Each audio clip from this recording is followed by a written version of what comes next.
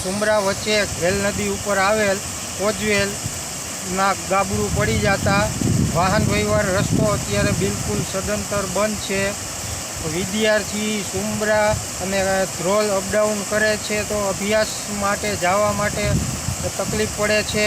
પછી ગોલીટા, ખાખરા, ખેંગારકા, ડાંગરા, પીપળટોડા, ખેંગારકા તાલુકાનો રસ્તો હોવાથી તાલુકા મથકે જવા માટે વાહન વ્યવહાર કોઈ જાતનો બંધ છે। ગાબડું પડવા તાત્કાલિક રિપેર થાય, દવાખાનાની 108 તાલુકેથી આવી શકે એવી શક્યતા નથી।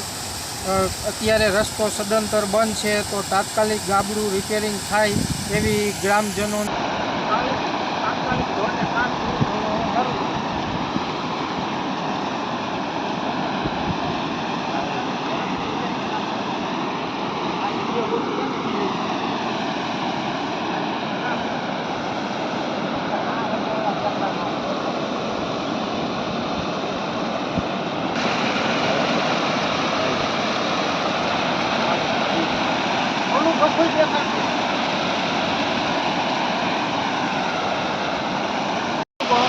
રસ્તો તૂટી જવાથી માણસ બહુ પરેશાન થાય છે અને હલાય એવું નથી।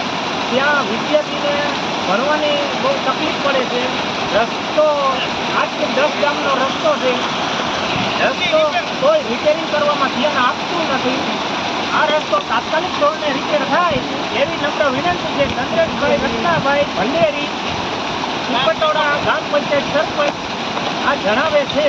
ગામ લોકો સાથે ભેગા મળીને આવ્યા છે। સરપંચ બનાવો છો આવું